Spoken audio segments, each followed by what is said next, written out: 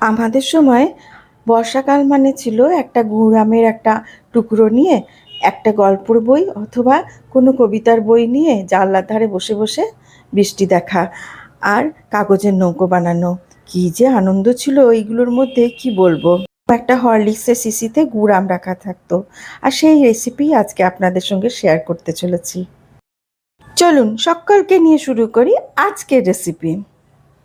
এরকম শক্ত দেখে কিছু আম আমি নিয়েছি। অবশ্যই কাঁচা আম নেবেন। আর দেখুন, খুব কষ্টে আমি আমগুলোকে কিন্তু কেটেছি, পুরো আঁটি হয়ে গেছিলো ভেতরে। তবে এই রকম আমেই কিন্তু গুড় আম খুব ভালো হয়। আর তাতে প্রথমে একটুখানি নুন আর হলুদ সামান্য মাখিয়ে নেব।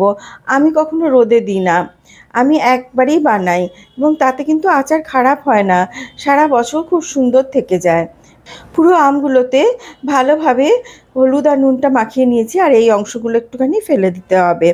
প্রথমে আগে একটা মশলা তৈরি করে নিচ্ছি। ফ্রাই প্যান বসিয়েছি, ফ্রাই প্যানে দিয়ে দিচ্ছি 2-3টে শুকনো লঙ্কা। শুকনো লঙ্কা লাগবে এই রেসিপিতে। এখানে দেখুন, গোটা ধনে দিচ্ছি, 2 চামচ মতো ধনে আছে এখানে, ধনে দিলাম। আর মৌরি একটু বেশি লাগবে, মৌরির গন্ধ গুড়ের সঙ্গে খুব ভালো লাগে। মৌরিটা প্রায় 2.5 থেকে 3.25 চামচ মতন আছে। তার সঙ্গে দেব অল্প একটু জিরে, জিরেটা 1.5 চামচ মতো আছে। জিরে কম দেবেন, জিরে কম দিলে টেস্টটা বেশি ভালো হবে।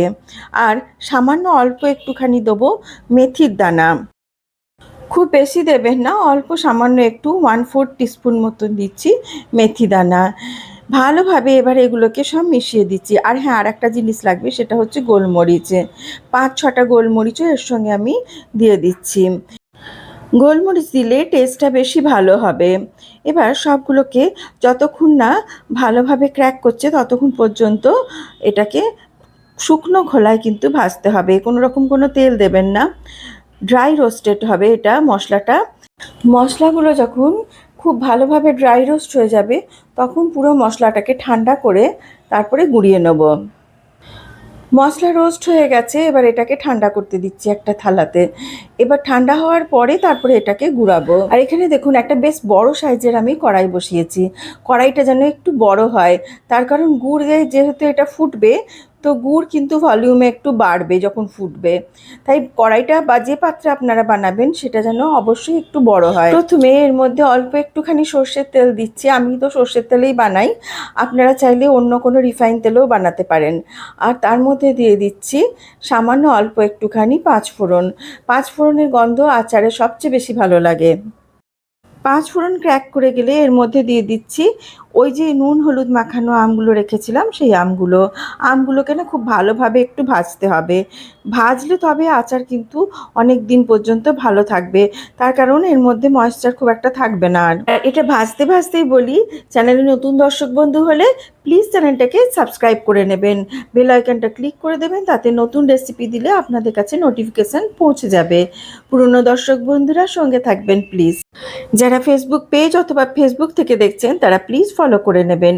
দেখুন, আম ভাজা হয়ে গেছে, আর এর মধ্যে এবার আমি মিশিয়ে দিচ্ছি আখের গুড়। আখের গুড়ে কিন্তু গুড় আম সবচেয়ে বেশি ভালো হয়। যদি অ্যাভেলেবেল না থাকে সেক্ষেত্রে আপনারা ভেলি গুড় বা ওই ধরনের কোনো গুড় দিয়েও বানাতে পারেন।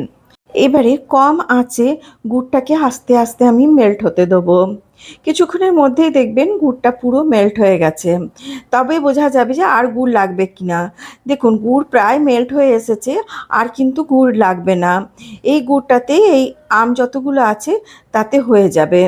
এবার এটাকে একটু ফোটাতে হবে, বেশ কিছুক্ষণ ফোটাতে হবে। আমি দেখাবো কিভাবে বুঝবেন যে এটা হয়ে গেছে। দেখুন, এটা আস্তে আস্তে মেল্ট হচ্ছে এবং গুড়ের ভলিউমটা কিন্তু বাড়বে। আর সেই জন্যই একটু বড় ধরনের কড়াই নিতে বলেছি। এই দেখুন, বেশ টকবক করে ফুটতে আরম্ভ করেছে। এটা মাঝে মধ্যে একটু নেড়ে দেবেন।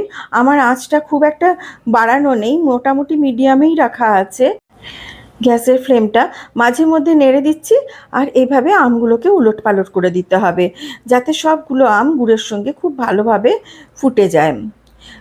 আমাদের ছোটোবেলায় তো অনেক রকমের খাবার ছিল না, তবে এই গুড় আম আচার যখন হতো তার একটা সুন্দর গন্ধ বেরোতেও, আর সেই আনন্দেতে আমরা একদম বসে থাকতাম কখন পাবো। যে শিশিটা দেখাচ্ছি আজকে সেটা প্রায় 20-22 বছরের পুরনো। আমি যত্ন করে রেখে দিয়েছি ওই হরলিক্সের শিশিটা। আজকাল আর এইরকম কাঁচের শিশিতে হরলিক্স খুব একটা দেখি না, তাই ওই শিশিটাকে আর নষ্ট হতে দিইনি। সবচেয়ে বোধহয় যত্ন আমি ওই কাঁচের শিশিটিকেই করি। ব্যাস দেখুন খুব ভালোভাবে ফুটে গেছে। আর এবার আমি একটা আম তুলে আপনাদেরকে দেখাচ্ছি। যখন দেখবেন এরকম একটু ট্রান্সপারেন্ট হয়ে এসছে আমটা, তখন জানবেন যে আমটা কিন্তু সেদ্ধ হয়ে গেছে। দেখুন এই একটু কালারটাও চেঞ্জ হয়ে গেছে আর আমটা খেয়ে একটুখানি স্বচ্ছ লাগছে। এই রকম অবস্থা পর্যন্ত এটাকে ফোটাবো। ব্যাস আর ফোটাবো না খুব বেশি, তাহলে আমগুলো না শক্ত হতে আরম্ভ করবে। এবারে গ্যাসের ফ্লেমটাকে অফ করে দিচ্ছি আর একটু ঠান্ডা হতে দিচ্ছি। ওদিকে যে মশলাটা আমি বানিয়েছিলাম সেই মশলাটাও কিন্তু আমি গুঁড়িয়ে নিয়েছি। গ্যাসের ফ্লেম আমি অফ করে দিলাম। এটা একটু ঠান্ডা হওয়ার পরে আপনাদেরকে দেখাচ্ছি। এবারে এর মধ্যে বেশ খানিকটা মশলা দিয়ে দিতে হবে। প্রায় 5-6 চামচ মতন মশলা আমি এর মধ্যে দিয়ে দিলাম। যে মশলাটা বানিয়েছিলাম প্রায় পুরোটাই লেগে গেছে, একটুখানি আছে। এবার এটাকে ঠান্ডা অবস্থায় কিন্তু মেশাতে হবে। একদম ফুটন্ত গরম অবস্থায় মশলাটা মেশাবেন না, তাতে মশলার যে একটা সুন্দর গন্ধ আছে সেই সুন্দর গন্ধটা কিন্তু নষ্ট হয়ে যাবে। তাই একটু ঠান্ডা হবে, তারপরে মশলা মেশাবেন, তাতে মশলার গন্ধটা পুরোপুরি থেকে যাবে এই আমগুড়ের মধ্যে। এবার এটা পুরো ঠান্ডা হওয়ার পরে আমি শিশিতে ঢালবো, এখন নয়। এই দেখুন কি সুন্দর কালারটা এসছে। আরও কিছুক্ষণ পরে না এই কালারটা আরও কালচে হয়ে যাবে। যত দিন যাবে কালারটা কিন্তু একটু কালচেই হয়ে যাবে। এই যে সেই বিখ্যাত আমার হরলিক্সের শিশিটা, এটাকে ধুয়ে ধায়ে আমি প্রত্যেক বছর পরিষ্কার করে রেখে দিই। আর এর মধ্যেই যে আচারই বানাই আমি সেটা রাখি। গুড় আম আমার মেয়েরও খুব পছন্দের, দারুণ ভালোবাসে ওরা গুড় আম খেতে, সেজন্য চেষ্টা করি প্রতিবারই বানানোর।